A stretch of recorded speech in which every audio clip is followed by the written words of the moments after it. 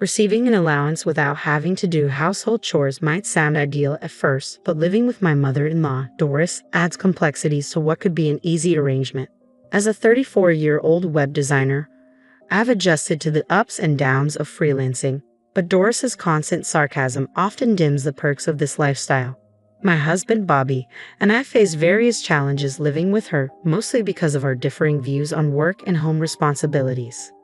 After getting married, I transitioned from a corporate job to freelancing, a change that was well received by my former employer and myself.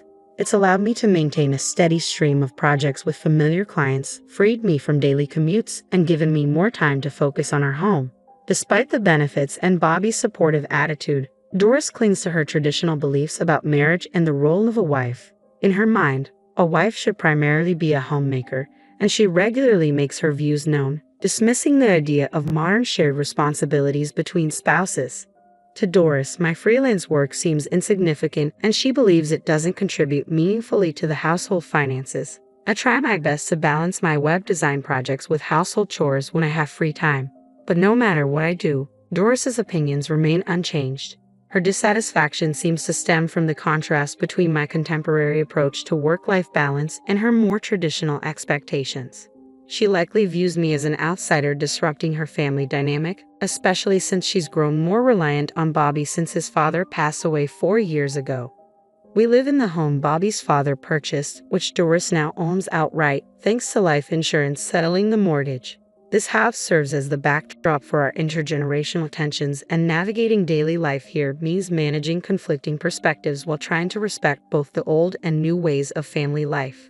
Despite the occasional tensions, the house, with its thoughtful design, comfortably accommodates our small family and provides me with the perfect workspace. It also doubles as a popular gathering spot for Doris's friends, many of whom have lived in the neighborhood for over 25 years. When they visit, the atmosphere shifts, and I often find myself playing the role of a gracious hostess, serving coffee and sweets as the group chats. Inevitably, their conversations drift toward sharing grievances about their daughters-in-law, a recurring topic of discussion. I sometimes find myself chuckling as Doris and her friends swap stories about their daughters-in-law. One tale that always gets a reaction is about a daughter-in-law who frequently flees to her parents' home after minor disagreements, sometimes staying away for nearly half the year. They label her as financially reckless, shaking their heads as they recount how her behavior has left their sons bewildered and even brought debt collectors to their doors. These discussions, which often take place near my workspace, sometimes turn into a sort of informal competition, each woman trying to outdo the others with stories of their troublesome daughters-in-law. Praises for daughters-in-law are rare in these sessions. However, on the rare occasion that one is commended for efficiently managing the household while holding down a job, Doris's reaction is always the same: sour. She dismisses such efforts with a casual wave of her hand, reducing my own freelance work to nothing more than a side gig. Even as the room fills with laughter, the blend of humor and critique reveals a lot about the generational divide in values and expectations surrounding family roles. These moments make it clear just how challenging it can be to reconcile traditional views with modern family dynamics. Amid the lively discussions and laughter that echo through our living room when Doris hosts her friends, my job often becomes the subject of scrutiny. Doris loudly questions the value of my work, openly wondering how much I actually make. This shift in the conversation inevitably leads to a discussion of the spending habits of daughters-in-law, with sharp contrasts drawn between their spending and the old-fashioned belief that the husband's income should be the family's primary support. The room always bursts into laughter, finding humor in the seemingly outdated nature of such expectations, even as these beliefs still linger in the background. I often feel overwhelmed by the repetitive stories and outdated views expressed during Doris's gatherings. To cope, I slip on my headphones and try to drown out the constant undercurrent of belittlement aimed at modern daughters-in-law, myself included. One evening at a family dinner, when Bobby suggested buying a new car, Doris immediately questioned why he needed my approval for such a decision. Despite Bobby's efforts to explain that we make major decisions together as a family, Doris insisted that since he had the driver's license, he should choose whatever car he wanted without my input. Caught in this tug-of-war, I tactfully deferred the decision back to him, a moment that perfectly encapsulated the complex dynamics at play in our household. Bobby, raised to value mutual decision-making, consistently seeks both my and his mother's input on major choices. Meanwhile, Doris, shaped by her late husband's more patriarchal approach, clings to the belief that such independence is normal. Every time Bobby asks for my opinion, it irritates her, leading to accusations that I'm too controlling. This recurring theme in our interactions reveals the tension between traditional and contemporary values in our family life, highlighting the difficulty of balancing respect for the past with the realities of a modern partnership. Struggling to respond to Doris's criticisms, I've come to recognize that I do tend to express my concerns rather than make decisions unilaterally. But my dismay grew when, during a recent argument, Bobby sided with his mother, blaming my vocal nature for his habit of consulting me before making any decisions. Several months into our marriage, it became clear that he rarely defended me in front of his mother. Even in private, his apologies and assurances that he prioritized our relationship started to feel hollow. This realization deepened with the car buying incident, which cast a long shadow over our relationship. Bobby, who had initially seemed considerate, ultimately failed to support me in front of his mother, raising serious doubts about our future together. I began wishing he wouldn't mistake his indecisiveness for kindness and hoped Doris would be more direct in her communication. A month later, Bobby's new car finally arrived. He and Doris were thrilled, inviting me for a celebratory drive. But the mood quickly shifted when the cost of the car was revealed, a staggering $300,000. This impulsive purchase, made without any real discussion, felt like the final straw in an already strained dynamic. I confronted my husband about the financial implications of such an extravagant purchase, but he brushed me off with dismissive responses, casually suggesting that we could just take out a loan. Doris immediately jumped to his defense, scolding me for questioning the expense. According to her, I had given Bobby the freedom to make his own choice, so why was I complaining now? Frustrated, I asked how we could possibly afford such a luxury, but Doris cut me off sharply. It's not like you pay for anything, so you have no right to complain. Feeling utterly unheard and marginalized in decisions that directly affected our shared life, I was left grappling with a sense of isolation in my own home. It became clear that my input was undervalued and that financial decisions were being made with little regard for joint consultation or responsibility. As I tried to assert my contributions to the household through my freelance work, Doris's reaction was unusually harsh. She scoffed at my efforts, dismissing my income as a little side job that couldn't compare to Bobby's substantial salary of over $130,000 a year.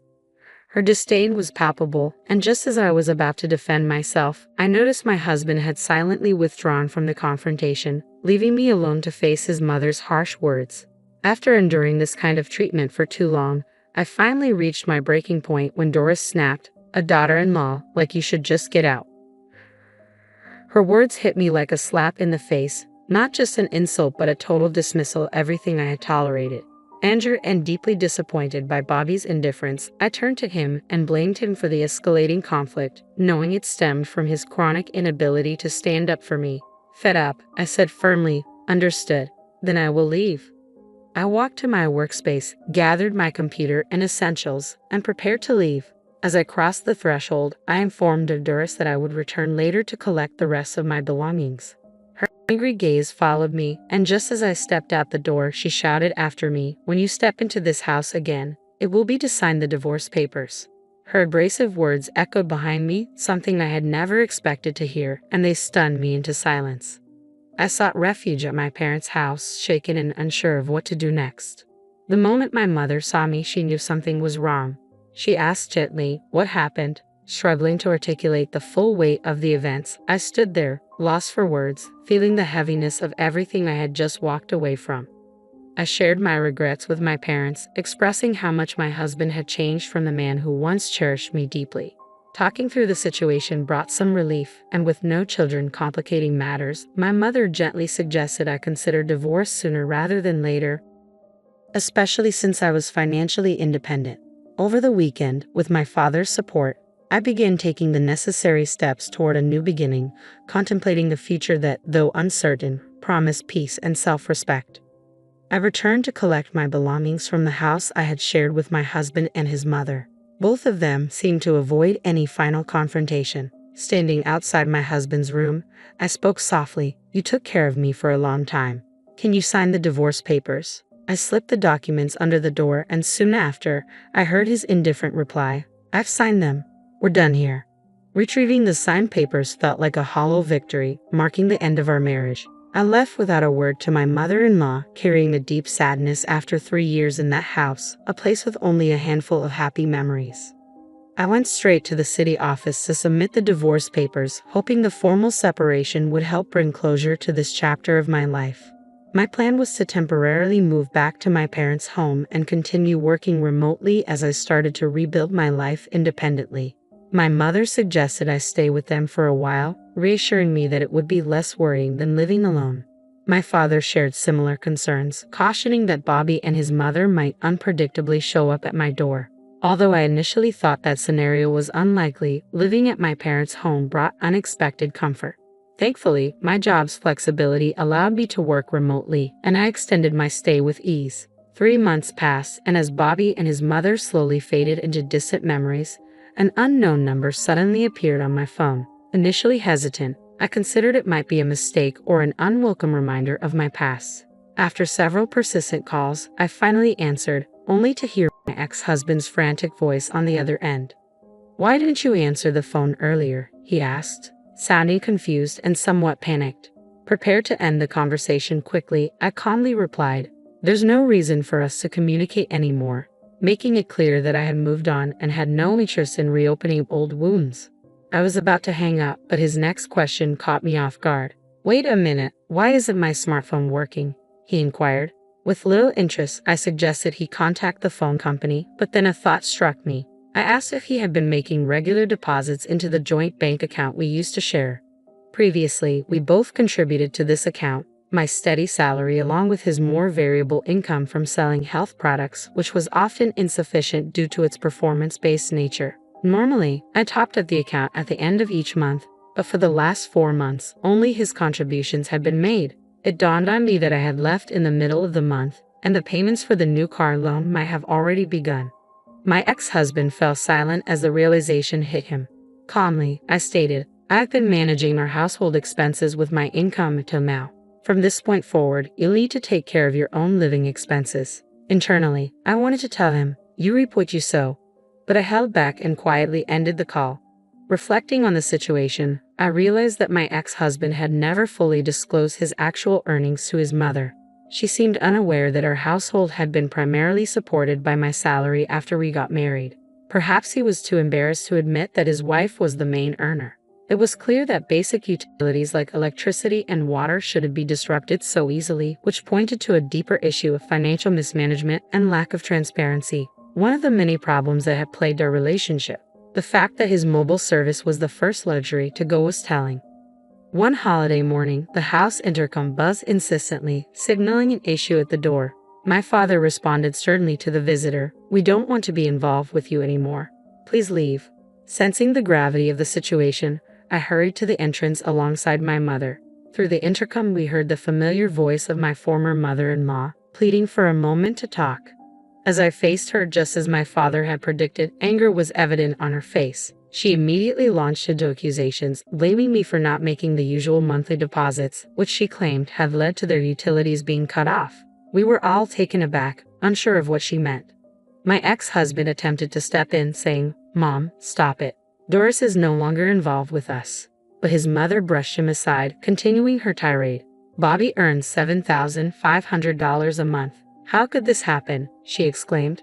Her fury revealed the depth of their financial disarray, and in that moment, it became clear just how much they had relied on me, both emotionally and financially. I responded quietly, correcting her. The $7,500 was my income, not Bobby's. Shocked by this revelation, she turned to my ex-husband, who reluctantly admitted that his actual take-home pay was far less. My former mother-in-law looked at me in astonishment, unable to comprehend the truth. I explained that my income came from a steady job, not just an allowance. She then turned to Bobby and asked again about his earnings. He sheepishly confirmed what I had said, his own contributions amounting to about $1,500 monthly. After a moment of stunned silence, she made an astonishing proposal. "Doris, how about coming back?" It seemed ludicrous that she would ask me to return after insisting I leave in the first place. I refused firmly, making it clear there was no going back to the way things were. We're already divorced, I stated bluntly, and this is no longer my concern. Despite my clear refusal, she persisted, insisting that everything could be resolved if I'd just reconciled with Bobby. My father, growing increasingly impatient, spoke in a forceful tone. "Leave now," he demanded, "or I'll call the police." They left in a hurry, almost stumbling as they exited, my father sternly warning them never to set foot in our home again. Reflecting on the encounter, my mother was visibly furious, but my father's indignation was even more pronounced. I felt a deep sense of relief that we had finally severed ties with such unreasonable people. As time went on, I learned through a mutual acquaintance of Bobby's that his hardships had only deepened. He was forced to give up his parents' house and the land, moving into a modest apartment with his mother. The new car, which was rarely used, had been sold off to settle the remaining loan. Even after clearing his debts, Bobby continued down a path of financial irresponsibility, squandering what little he had left on gambling. Eventually, his whereabouts became unknown. Meanwhile, my former mother-in-law was diagnosed with dementia and now resides in a nursing home. On a brighter note, my career is thriving, and I am living independently. Recently, I started dating a colleague who is well aware of my past marriage. Unlike Bobby, he is dedicated to his job, financially responsible, and doesn't depend on his spouse for income or engage in reckless spending. While we haven't explicitly discussed marriage, I feel confident about our future together, sensing a genuine potential in our relationship that I never experienced before.